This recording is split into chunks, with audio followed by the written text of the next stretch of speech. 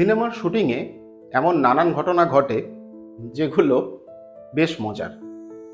আজ বিনোদন দুনিয়ার গল্পের এই পর্বে এরকমই একটা সিনেমার শুটিংয়ের সময় ঘটা একটা মজার ঘটনা আপনাদের শোনাব।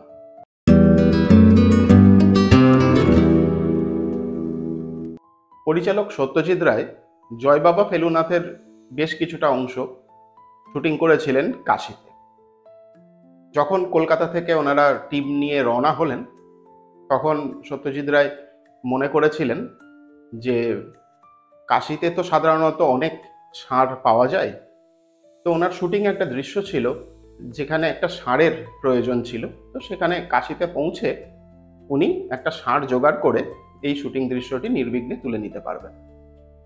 কাশীতে পৌঁছে অন্যান্য শুটিংয়ের দিনগুলো হয়ে যাওয়ার পর নির্দিষ্ট যেদিন ওই ষাঁড় নিয়ে শুটিংয়ের যে দিনটি, সেই দিন উনি দেখলেন যে যেখানে শুটিংয়ে সেট পড়েছে সেইখানে কোনো ষাঁড় আশপাশে নেই, ষাঁড় রয়েছে সব গঙ্গার ঘাটের দিকে। অভিনেতা কামু মুখোপাধ্যায় দায়িত্ব নিলেন, উনি গঙ্গার ঘাটের দিক থেকে একটি ষাঁড়কে ধরে শুটিং সেট অবধি নিয়ে আসবেন।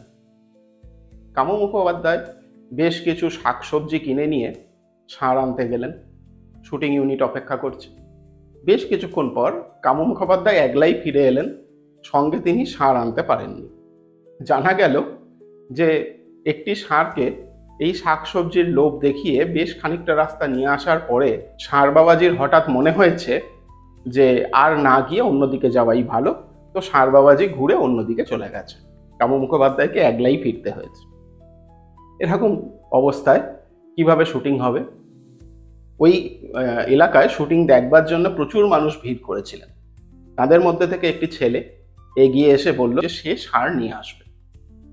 তো সে গেল ষাঁড় আনতে। বেশ কিছুক্ষণ অপেক্ষা করার পর দেখা গেল সে সত্যিই একটা ষাঁড় নিয়ে এসেছে এবং সেই সঙ্গে সেই ষাঁড়ের মালিককেও ধরে এনেছে। কিন্তু এবার একটা সমস্যা হলো, যে গলি দিয়ে ষাঁড়টি এই শুটিং লোকেশনে এসে পৌঁছবে সেই গলির শেষ প্রান্তে শুটিংয়ের দিকে একটা লোহার বেড়া দেওয়া। সেই বেড়ার পাশ দিয়ে ওই বিরাট চেহারা নিয়ে ষাঁড় বলে আসতে পারবে না। অগত্যা ক্যামেরাকেই নিয়ে যাওয়া হলো সেই বেড়ার কাছে, কারণ অন্য দিক থেকে ঘুরে ওই ষাঁড় যদি শুটিং লোকেশনে আসে তাহলে সেই ষাঁড়টিকে আরো 4টে গলি ঘুরে আসতে হবে। এখন সেটাও নির্ভর করছে ষাঁড়ের মর্জির ওপর। ফলে পরিচালক মনে করলেন যে তার থেকে ক্যামেরা এবং ইউনিটকেই ষাঁড়ের কাছে নিয়ে যাওয়াটা ভালো।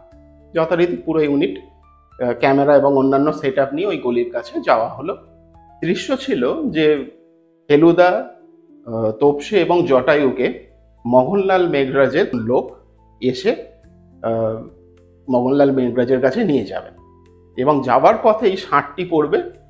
ফেলুদা এবং তোপসে এই ষাঁড়টির পাশ দিয়ে চলে যাবেন, কিন্তু খানিকটা গিয়ে ফেলুদা পেছন দিকে তাকিয়ে দেখবেন যে জটায়ু ষাঁড়টিকে দেখে ভয়ে কাঁপছে।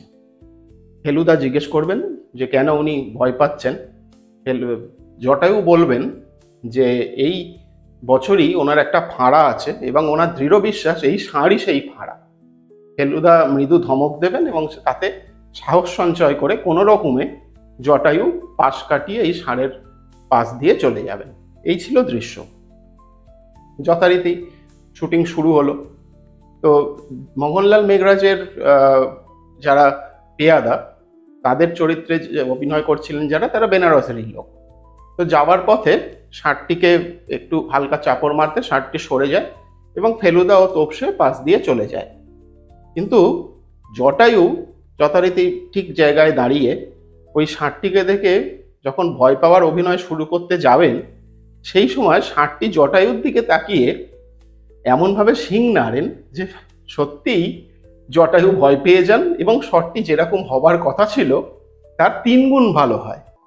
কিন্তু দুঃখের বিষয়, ওই সময় ক্যামেরায় কিছু গোলমাল হওয়ার জন্যে পরে এই গোটা শটটি সিনেমা থেকে কেটে বাদ দিতে হয়। তো এইরকম আরো বহু মজার ঘটনা শুটিংয়ের পেছনে থাকে। এরকম আবার কোনো মজার ঘটনা পরের পর্বে আপনাদের শোনাবো। আমাদের কেল্লাফতে টিভি চ্যানেলটি যদি আপনাদের ভালো লেগে থাকে তাহলে আমাদের চ্যানেলটির সঙ্গে থাকুন, সাবস্ক্রাইব করুন এবং আমাদের অনুষ্ঠানগুলো কেমন লাগছে আমাদের অবশ্যই কমেন্টে জানান।